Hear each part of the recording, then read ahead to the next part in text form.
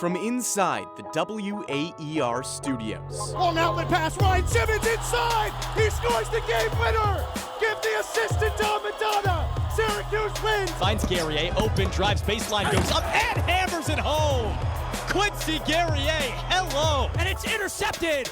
Andre Cisco! Flings it from 75 feet past the scoreboard, and he connected! Elijah Hughes throws up a prayer at the buzzer, and somehow it's answered. It's the Ostrom Avenue Podcast. The Orange take the Camping World Bowl. Syracuse gets the program signature win it always needed. Perhaps the biggest upset in program history. Taj Harris past the 45. He's past midfield. 30, 25, 20, 15, 10, 5. Touchdown, Syracuse. And one, Joe Girard. Three ball, Buddy Boeheim. He got all three of them. Huge shot from Buddy. Pass point, Black got it. Game winner. Brendan Curry with the winner. Hughes left wing charges and slams with the right hand. Killing a three at the buzzer. Oh, it's good. He made it. And here's your hosts, Owen Valentine and Ben Shulman. Welcome into the Ostrom Avenue Podcast. Ben Shulman alongside Johnny Gadamowitz here to preview some NCAA tournament. We haven't had tournament talks since March when the men's basketball team was getting dancing, and now the men's lacrosse team has a chance of its own. Syracuse just sneaks into the field. They playing an away game to start it off, but it should be a lot of fun for the Orange as they embark on this tournament run. Thanks for listening. Make sure to check us out wherever. If you're only listening to us, you can also watch us. We're available on YouTube. We post mostly our interviews, but sometimes full episodes on YouTube as well. Feel free to subscribe wherever you're listening. Give us a rating, a like, a comment. Let us know how you feel, and we would love to respond to you and talk about what you want to talk about on the show. Johnny, let's jump into it here. Before we get right to the tournament, a quick look back at the Robert Morris win. I predicted 14-11 for the total score of this game, and it was 14-10 at halftime. Absolutely ludicrous. You were there. What's like a major takeaway from this 21-14 win for SU? Well, yeah, Ben, I mean, you hit the nail on the head. This game was a whole lot of offense and not too much defense, particularly in that first half. But if you're asking me, what my big takeaway is, I think it's got to be the Owen show. I mean, we've had the Meg show for Syracuse women's lacrosse between Megan Carney and Megan Tyrell, of course, prior to the Carney injury. But now we have the Owen show with Syracuse men's lacrosse in the freshman Owen Hiltz and Owen Seabold as well. Hiltz scores 7 goals. Seabold scores 5. Those are numbers that are really off the charts. And maybe if you're a Syracuse fan, you weren't really expecting. When it comes to Seabold in particular, though, I believe it was Drake Porter in a press conference who said, with Seabold, this is something we've come to expect. It wasn't really a huge surprise. It was only a matter of time until this guy really had that breakout game. And with the spot open for him on that top line of the attack now, he seems to have answered the call big time. Now, look, is it sustainable? Are you going to get a consistent 7 a game from Hiltz and 5 a game from Seabold? Probably not. But it's nice to know that there are 2 more weapons that John Desko can rely on from a scoring standpoint. Because let's be frank here, Syracuse is going to need them. You look at that Robert Morris game, you allow 10 goals in the first half, and yes, of course, you counter with 14 of your own. NCAA tournament time, though, Ben, you don't have that luxury. I mean, chances are you're not dropping 14 goals on a team in a half. So that's definitely something that they'll need to shore up on. But it's interesting, to see how that's all going to come together moving forward now as the Orange see some higher caliber opponents, if you will. The Owens were great. There was a hilarious Desko answer in the press conference after where someone asked him about the partnership of Seabold and Hiltz, and he kept saying Owen to refer to both guys. I don't know why he didn't go last name, but it was like Owen was great, and Owen works with Owen really well, and the Owens are really getting together. But I do think, in all seriousness, not just for this tournament, but for Syracuse's future, Hiltz, obviously it's kind of been a thing all year, and now Seabold. This is massive because those are the 2 starting attackmen that you're going to carry over. Stephen Rafis is not going to be there next year. Of course, he's through his eligibility. And, we all saw what happened on Friday with the other attackman who used to be around. So if you had to guess, the two that are going to carry over are probably the Owens. They have to lead this attack next year. Whoever they get paired with, they're going to bring into the fold. So to have two guys that I think you can count on is massive for Syracuse. And I think these Owens are definitely accountable. Now, does it translate to the tournament? As you said, that's the big thing. Syracuse's draw, we're going to talk Georgetown a bit later with our special guest, but you can mention them now. Syracuse's draw, Georgetown in the first round in the Virginia corner of the bracket. What are your thoughts seeing Syracuse in this spot? I think if you're a Syracuse fan, you're giddy. And look, that's not to downplay how solid of a team Georgetown is. And of course, we'll get into more specifics later on. But you look at the draw that SU has, and it's okay. You avoid a Carolina or a Duke or anyone towards that really, really top tier of the bracket round one. Then you look at round two and, you get the winner of the Virginia game where, that assuming Virginia wins, of course, they're taking on Bryant. But if you get Virginia, which in all likelihood probably will happen, it's a team you've beaten twice. You've had your way with. Jacob Fopp has had his two best games of the season against Virginia. And all of a sudden, those Memorial Day weekend narratives start to sort of creep back in. Now, of course, you got to take it one game at a time. You can't afford to get ahead of yourself. But when you consider the fact that Syracuse was on the bubble, that there was a time when we weren't sure if they were going to get in whatsoever, to go from that to now not just being in, but with the potential matchups that they might have, I think it's fair to say they've dodged a bullet. Now it's just on these guys to go out and perform. For sure. I don't think there's a better spot in the bracket for them, honestly. They were obviously not going to be a home seed, one of the top 8. You look up to the top left corner. You don't want to stare down North Carolina. Lehigh, one of the best face-off teams in the country. That's terrible for Syracuse. The other side, you have undefeated Maryland and Notre Dame, who, again, face-offs have just destroyed SU. And then in the bottom right, you have Duke and a Denver team that is famous for their face-off acumen. So I really think this, as you said, it is the best case scenario. Georgetown is a really good team. They have beat Denver twice this year, who is also a really good team. But, not playing an ACC team, I think, is always a plus. I happen to just think that at least the 4 other ACC teams, maybe not Syracuse, are the top 4 teams in the country, and then everyone else starts. Maryland fans would not be happy about that. But, I think it's a dream spot for SU because, if Syracuse sneaks to this first game, they have to have all the confidence in the world going into the Virginia game. Pete LaSalla can't beat Jacob Fopp right now. He just can't do it. So I lead into this next one asking you, for Georgetown, who do you think is, or what do you think, because you can choose a facet of the game or a player, is most important for SU here to try and have success and move on to the second round? Yeah, I think it starts with those face-offs that you mentioned, Ben. You look at Georgetown, they've won 58.7% of their face-offs.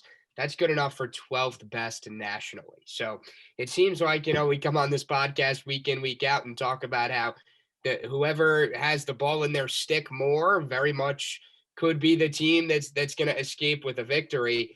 And I don't really think this weekend is going to be any much of an outlier to that statement whatsoever. And it's interesting because you look at the year that Jacob Fopp has had, and it's been up and down, similar to sort of how SU's year has gone down as a whole, up and down, roller coaster ride to say the least. But now you move into tournament play. It's a non-ACC opponent. It's that clean slate. I think there's something to be said for the fact that, this is a team in Georgetown that Syracuse hasn't seen all year. It gives them that extra, oomph a little bit, if you will, to the fact that, all right, it's a new team. We got our work cut out for us in practice, but it's not necessarily somebody we're familiar with. We're looking forward to the opportunity. And I think the face-offs are going to be a big area of, just something to key in on in terms of whether or not Syracuse gets the job done. First matchup against Georgetown this season. First matchup since 2013 against the Hoyas. And we'll talk about that and a lot more coming up with our special guest, Georgetown head men's lacrosse coach, Kevin Warne. We roll on here on the Ostrom Avenue podcast with another special guest, Ben Shulman and Johnny Gadamowitz, joined by Georgetown men's lacrosse head coach Kevin Warne. Coach Warne, thank you so much for coming on today. No problem. My pleasure, fellas. So, Syracuse Round One, an old Big East foe. How are you feeling going into this matchup with the challenge that SU presents? It's certainly a challenge, no question about it. But I think our guys are really excited. When you get to this time of year, when you get to the playoffs, back when I played in the late '90s, the first round games were like, a lot of maybe some lopsided games back then. But now you get into the playoffs, you're playing somebody really, really good, regardless. And I think our guys are really excited to play the Orange. Just a tremendous program and the tradition that they've had, and we're really excited about playing at night in College Park.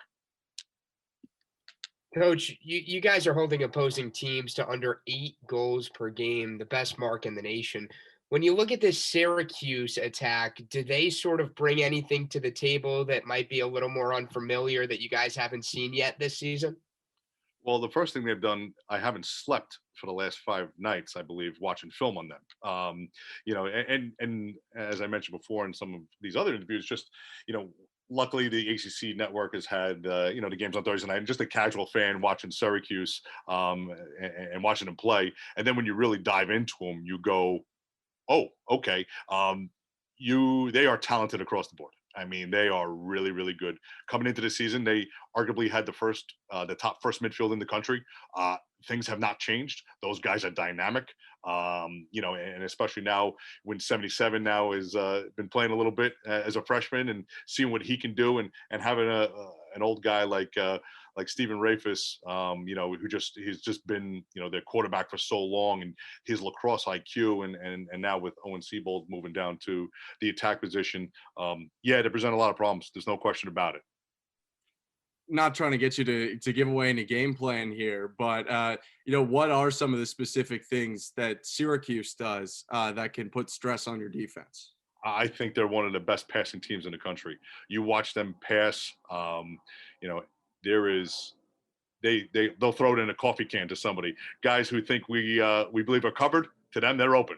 So I think they do a really good job of drawing a slide and being unselfish, yet saying, hey, you better be able and have some custody inside and make sure you're in the skip lane, because if not, we're going to find it. And the big key for them is when they're able to move that ball, if we can slide, recover, play good on ball defense, that certainly limits their chances. Will it, hopefully it does, but they'll make some plays too. And sometimes you'll just I'm going to have to tip my cap a little bit on Saturday night, because they'll make a couple plays when you just go, that's Syracuse lacrosse.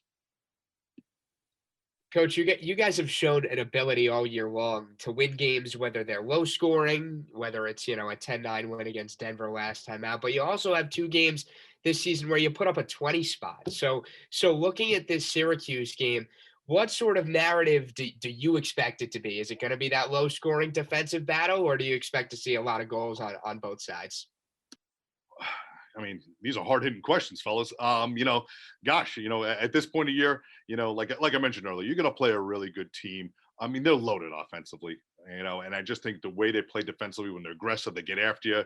Their ride is a nightmare for opposing teams. So they just create that uncomfortability on the offensive end, and they force teams into turnovers, and then they're able to get the ball back to those guys on the offensive end, and it just, you start to go, I hope we went over everything in practice, because they can make you look bad really, really quick.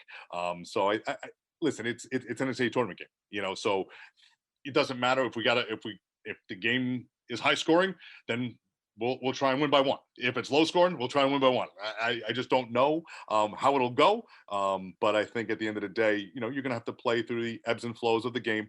They're going to go on runs. There's no question about it. We've proven that we can score in bunches too. So I think it'll be a really interesting game on who really controls the tempo, and who gets to play at their comfortability on either end of the field. Ben Shulman and Johnny Gadamowitz talking with Georgetown head men's lacrosse coach Kevin Warne. Coach, your offense has really gone through 2 guys. I mean, no disrespect to Graham Bundy, but TJ Haley and Jake Carraway have just put up points at will this year. What makes that duo so dangerous? Well, first off, they make us look like really good coaches. You know, they actually think like, hey, coach taught us this. Less is more with them. Less we talk, the better they play. So no, I think, two different players. I think you have a guy like Jake Carraway, who's that quote unquote alpha male, who's been around for 5 years, has seen all sorts of defenses thrown at him. And I think he's evolved into an elite Dodger in the country. And then TJ Haley, who has some of the best vision I've ever seen in my 20 years of coaching, and just his ability to find an open guy, and his lacrosse IQ is through the roof. And it's so, you look at it and say, wow, he's just a freshman. He makes some plays and you go, wow, that's unbelievable. But I think he thinks like a coach, and he understands defenses. So that's certainly something, we hope they both, move in a positive direction on Saturday night.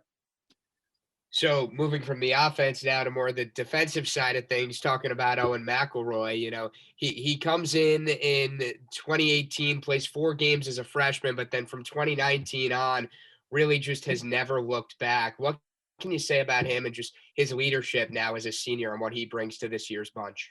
Yeah, I think when you get to become a senior goalie and a multi-year starter, you see all types of shots. Everybody's got a scout on you and whatever it may be. But I think when you have command of the defense and you have the trust of the guys in front of you, Owen's a guy who will take the blame when it really shouldn't be on him at times, just to make sure that his guys in front of him, feel comfortable and trust him to go, hey, if I mess up, Owen's got my back. And I think that's really, really important. It's like the quarterback in football, and I think he's done such a good job evolving in the clearing game, evolving in his consistency and stopping the ball, that he's put himself in a position. Owen's an All-American. He's a very good goalie. And again, he covers up a lot of our defensive mistakes, because there are plenty, trust me, we watch a ton of film. But I think at the end of the day, when you have a guy back there and you go, okay, there's a chance it's going to be the shot's going to be saved.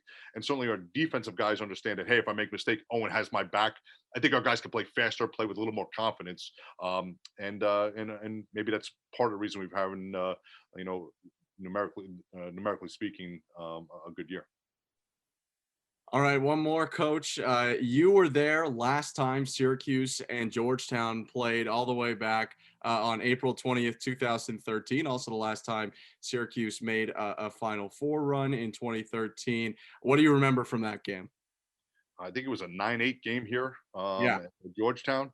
My first year, just still trying to figure it out. I think I was on chapter 18 on how to coach lacrosse as a head coach for the first time in that book. So we were figuring out. But listen, Syracuse is Syracuse. You take the numbers away and you just go, they're going to play great offense. They're going to play tough physical defense. They're going to do all the intangibles. They're going to make it fun. And they're going to make some plays on Saturday night. And you're going to go, wow. And just Syracuse across the tradition of the program, the success they've had. That's certainly something that we strive to replicate here.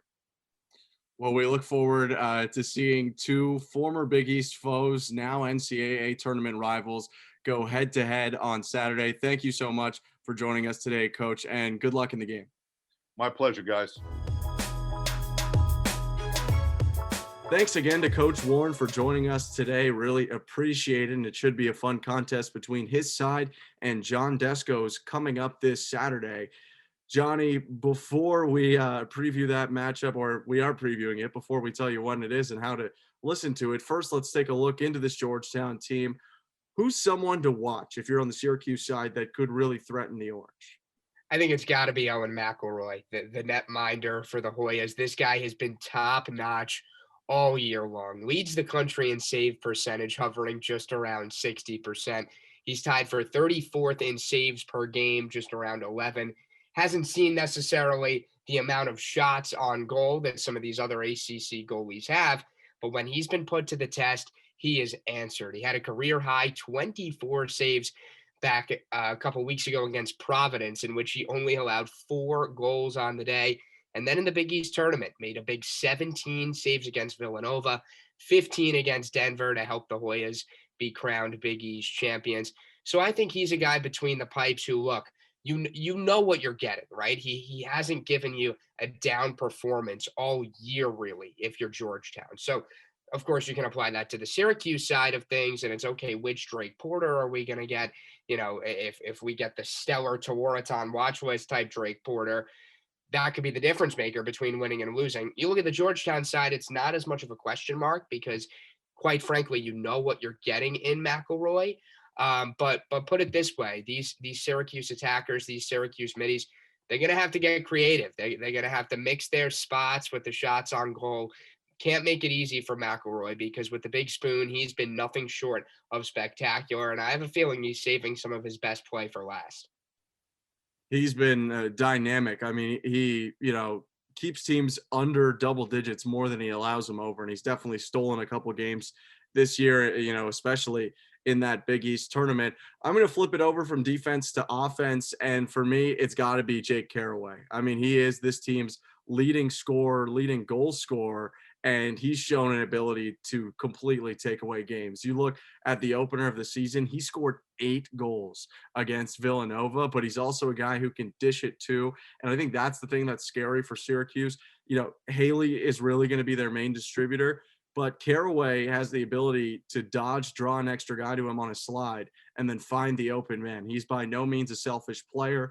He does take a ton of shots, often in double digits. So be wary of him if you're the Syracuse defense. He can definitely be a kind of Canadian style quick trigger guy. But the one thing that you take solace in, hasn't performed incredibly well against good competition. He's at nearly 5 points a game. In the Big East tournament, he had 5 points total between the Denver and Villanova games, had a 2-point spot against Denver earlier in the year. So he hasn't consistently shown an ability to reach that 4, 5, 6 point plateau against good teams. But when he's on his day, there are a few guys better than Carraway. And, his goal scoring affects a lot of what we're about to do now, Johnny. Predict the scores. I've gotten out of it a lot recently. You've gotten out of it a lot recently. Neither of us are calling the game here. So we have to predict the score. I was way off on the last one. So I'm going to let you start here. What's your Georgetown-Syracuse score in this first round matchup? I think Syracuse finds a way to squeak out the dub. I'm going 16-13 SU.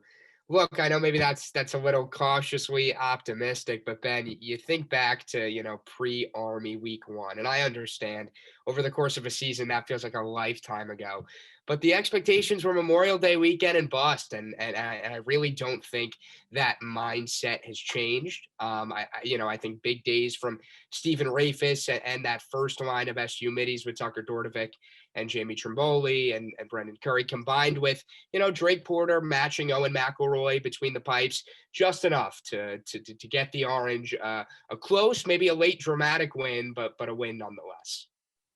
I think I'm usually the pessimistic one, but I think Syracuse is going to win. I don't know why. They probably shouldn't win, but I have the Orange 17-15. I just don't believe in their ability to play good defense against good teams, but I do think they can score. And I do think that the more the Owens are playing together, despite that Notre Dame performance, they are getting better. The chemistry is getting there. I think, we will see in this tournament that the ACC was maybe even better than it was ranked. I understand why Maryland was 1 for a lot of the year because they were undefeated, but this ACC had, 5 giants going at each other.